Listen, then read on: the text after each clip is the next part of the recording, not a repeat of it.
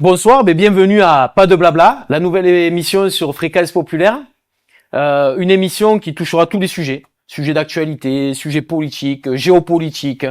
Je serai accompagné tous ces samedis de l'année par des chroniqueurs, par des invités, par des sociétaires. Et on espère vous donner du plaisir, en même temps de la réflexion, mais aussi des solutions aujourd'hui dans notre société.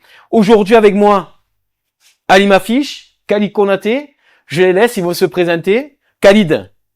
Alors bonjour, moi c'est Khalid Konaté. Voilà, je suis pâtissier ici dans le sud de la France. Et voilà, je travaille aussi un peu dans le social, voilà. Un peu dans le social, très humble, un peu, beaucoup. On verra au fur et à mesure des émissions, mais c'est un sacré personnage. Ali.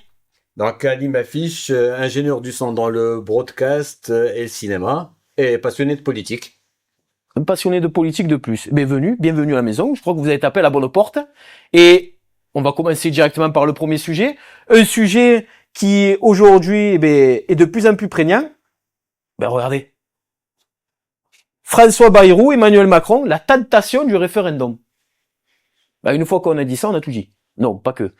Non, c'est vrai que ces dernières semaines, même ces derniers jours, on sent de la part du gouvernement, du Premier ministre en premier, la question du référendum, c'est formidable. On veut solliciter le citoyen à tout bout de champ, ça fait plaisir, parce que bien souvent, on a l'impression que les citoyens votent sont pas entendus, et maintenant on veut les faire voter sur tout bout de champ. Alors, il y a 3 sujets. Le Premier ministre, en quelques jours, nous a sorti 3 sujets où vous voyez des référendums. Le premier sujet, la question de la dette et du budget 2026, 40 milliards d'économies, comment on va faire, comment on va pas faire, si on faisait voter les citoyens. Alors, certains spécialistes disent 40 milliards d'économies, certains disent 100 milliards. Donc, on verra. Mais allez, sur cette question-là, allons-y gaiement du référendum. La deuxième question, la proportionnelle aux législatives. Allons-y, un référendum. Et la troisième, est-ce que vous la savez, la troisième? C'est quoi la question, la troisième? Attention, est-ce que vous avez révisé? Le découpage. Alors ça, tu as raison, c'est pas la troisième de Bayrou, mais c'est celle que va nous proposer sans doute le président de la République le 13 mai, il veut nous proposer un référendum sur la réorganisation territoriale. Et le Premier ministre, celle qui veut nous pondre le plus rapidement possible ce référendum, c'est sur les retraites. En juin, il annonce alors comment on fait pour les retraites, on va faire voter les gens. Mais moi je dis, mais c'est formidable. Maintenant on va faire... Alors, rappelez quand même que la France est au point mort. À l'Assemblée nationale, le gouvernement actuel n'a pas de majorité, donc c'est très compliqué pour eux de gérer le pays, mais ça on le savait avant, même que le jour où il a dissolu l'Assemblée nationale, on savait très bien qu'il allait avoir des problématiques. Bon, on veut faire office du vote des Français, quoi qu'on en pense, qu'on soit d'accord, pas d'accord, il y avait des majorités peut-être qui auraient pu se dessiner, bon, ils ont fait autrement, tout le monde a fait sa soupe, sa salade, on s'y retrouve plus, donc maintenant, place aux citoyens. Qu'est-ce que vous en pensez, Monsieur Konaté? Alors, moi, par rapport au référendum, il y a eu déjà des élections. Derrière, notre président a fait une dissolution de l'Assemblée nationale. Et cette dissolution, c'est une dissolution d'un choix qui a été fait par le peuple. Ça a été très compliqué pour le peuple et du coup, beaucoup de personnes se sont remis en question par rapport à la légitimité de ce référendum. Ce qui est aussi compliqué aussi par rapport à cette implication du peuple à voter et à choisir, c'est que aujourd'hui notre président a du mal à accepter en fait les voix qui ont été données. Et ça, c'est assez difficile pour le peuple. Et le peuple aujourd'hui, quand ils entendent parler de ce référendum, de ces référendums, ils se disent que ce soit oui ou non, on a vu beaucoup de 49.3, ça a été, assez compliqué. C'est vrai. C'est bien. C'est bien parce que on part de ce référendum, on veut faire de la démocratie à tout va, on oublie tous les 49.3 qui sont passés pendant ce gouvernement. Non mais c'est beau, c'est-à-dire qu'ils sont plus à ça près. C'est-à-dire allez, on fait le grand écart, on fait le petit saut, on veut en donner à tout le monde, on voit qu'on a une difficulté, on fait un peu de la soupe, de la salade, on y va. Enfin, je veux dire, c'est quand même formidable. Et puis ces temps qu'on vit actuellement, ils sont très durs, c'est vrai, mais alors politiquement, c'est du pain béni. Excusez-moi de l'expression, mais ça part dans tous les sens. Ali, sur cette question du référendum. Alors, pour le référendum, il faut juste parler un peu histoire.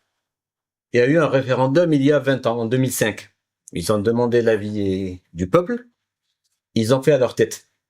Et je pense, enfin, beaucoup de gens pensent que c'est le moment de la cassure entre le peuple et le politique. Il y a eu un gros divorce. On te demande ton avis et on fait le contraire. Ça veut dire, pourquoi tu me demandes mon avis alors? Et c'est pire même. Tu aurais pu faire à ta tête sans me demander mon avis. Là, il y a eu la cassure. Je pense que M. Macron, là, pour le référendum, ou M. Bayrou aussi, c'est tendre la perche au peuple pour recoller les morceaux cassés. Donner la parole au peuple. Le peuple a mis des représentants, mais ils ont été mal représentés.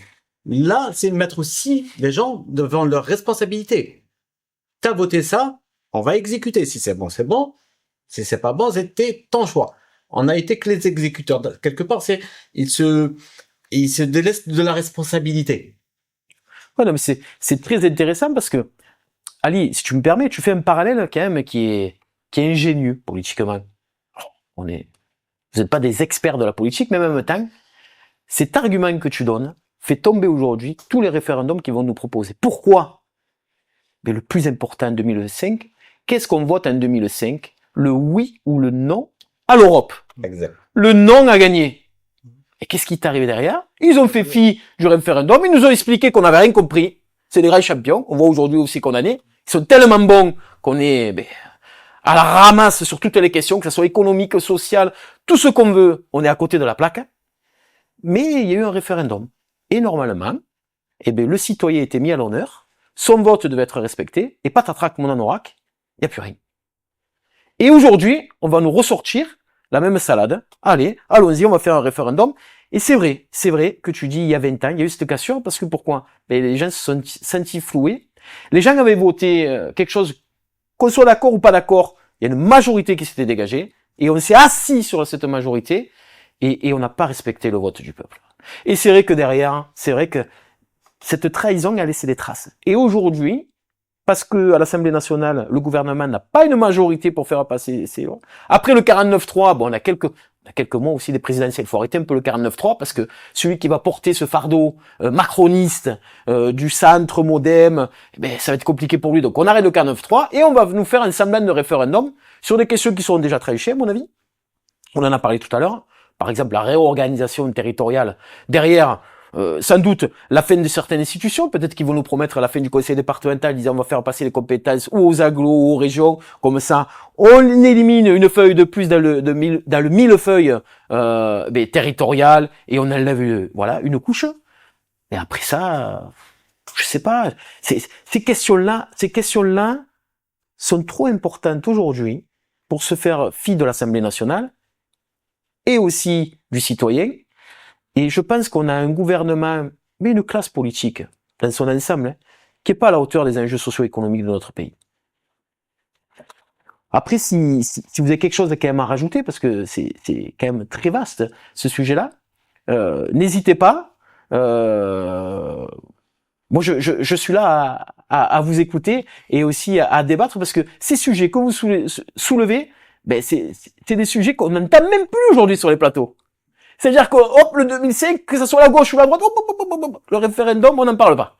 Alors que c'est des arguments qui devraient être soulevés, parce que ça remettrait en question ce qui est dit aujourd'hui. Alors moi, si je peux me permettre, je peux un peu sortir de la France par rapport à ce qui a été fait ailleurs.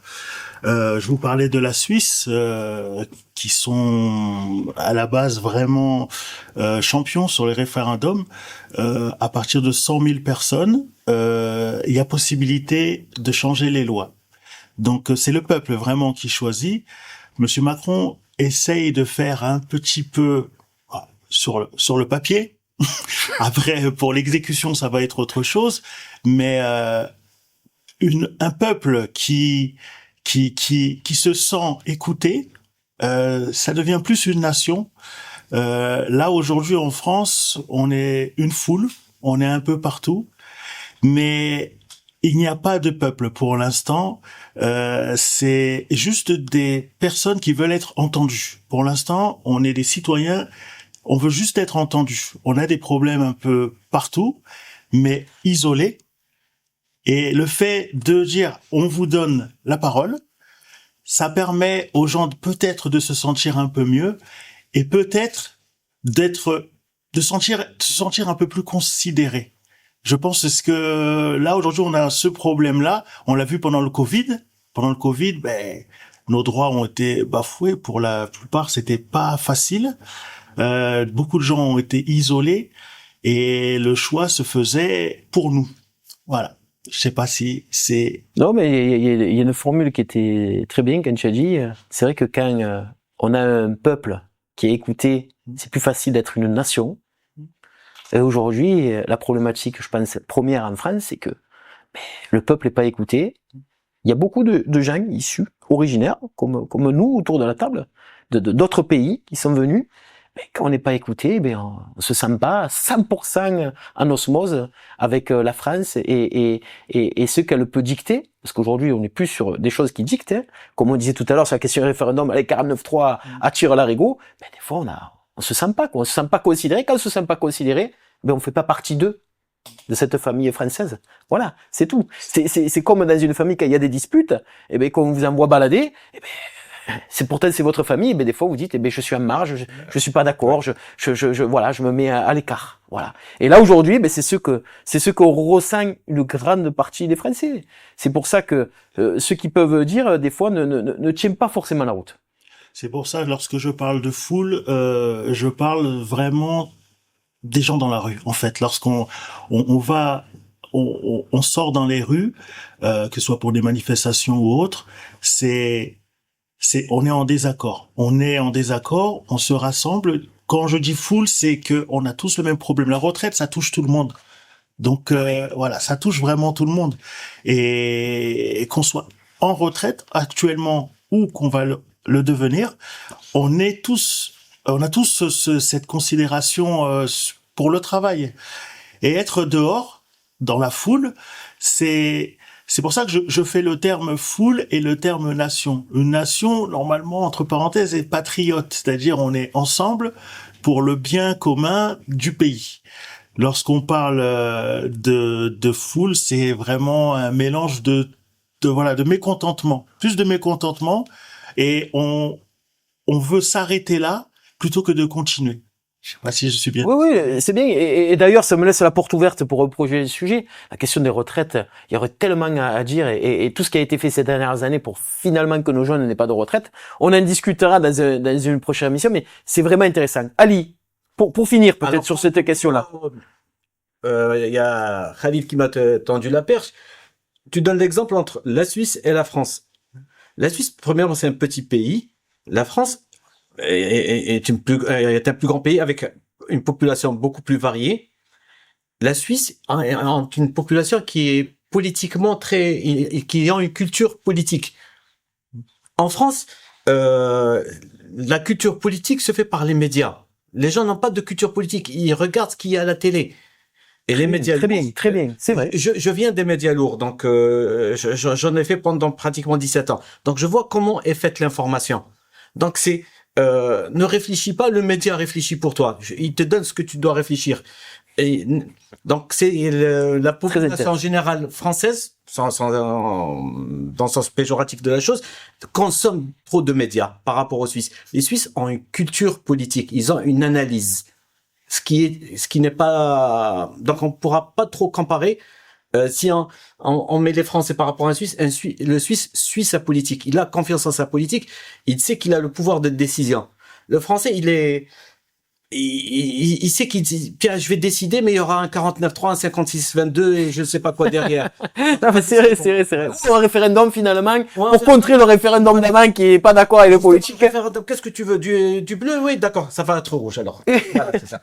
C'est vrai. Eh bien, écoutez, sur cette question-là, merci beaucoup. Et on va passer au sujet suivant.